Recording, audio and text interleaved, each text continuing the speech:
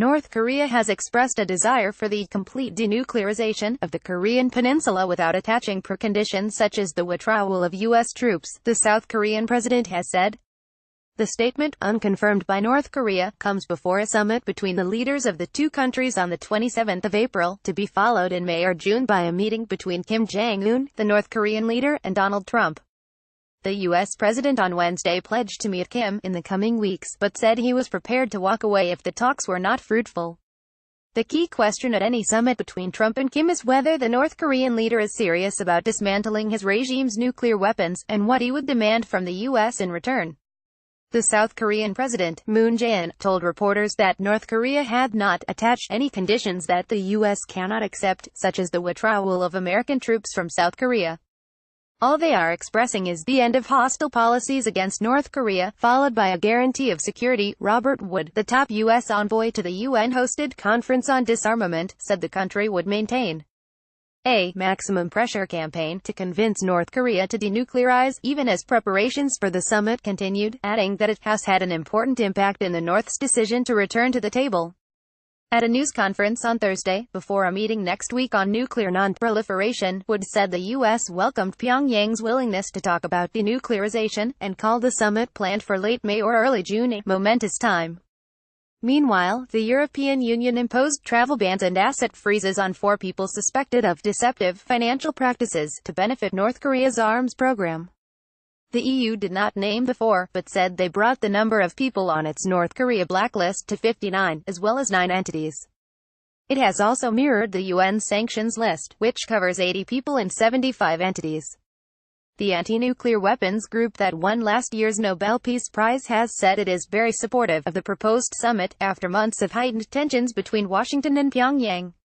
The executive director of the International Campaign to Abolish Nuclear Weapons said mutual threats between the two leaders had made the risk of nuclear confrontation really dangerously high. Speaking to reporters, Beatrice Fihn said if the summit in late May or early June made progress on disarmament, we'll definitely applaud it. Every step forward is positive.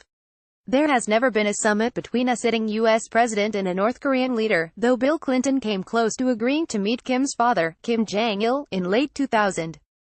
As you know, I will be meeting with Kim Jong-un in the coming weeks to discuss the denuclearization of the Korean peninsula, the U.S. president told reporters at his Mar-a-Lago estate in Florida on Wednesday. Hope that meeting will be a great success and we are looking forward to it. North Korea has defended its weapons programs, which it pursues in defiance of UN Security Council resolutions, as a necessary deterrent against perceived U.S. hostility. There are 28,500 American troops in South Korea, a legacy of the 1950-53 Korean War. North Korea has said over the years that it could consider giving up its nuclear arsenal if the U.S. removed its troops from South Korea and withdrew its so-called nuclear deterrence umbrella from South Korea and Japan. Regime. Pyongyang has enough conventional artillery to do significant damage to Seoul, but the quality of its gunners and munitions is dubious, and the same problem, retaliation from the South and its allies, remains. In the event of a non-nuclear attack, Seoul's residents would act on years of experience of civil defense drills, and rush to the bomb shelters dotted around the city, increasing their chances of survival. Thank you for your feedback. South Korea announced on Wednesday that it was considering how to convert a decades-old armistice with North Korea into a peace agreement. Reclusive North Korea and the rich, democratic South are technically still at war because the 1950-53 conflict ended in a truce, not a peace treaty.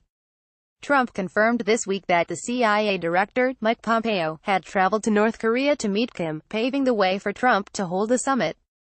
The mission, which came shortly after Pompeo was nominated as Secretary of State, was the highest-level meeting between the two countries since 2000, when Madeleine Albright met Kim Jong-il in Pyongyang. It also marked the first time Kim Jong-un had met a senior Western official.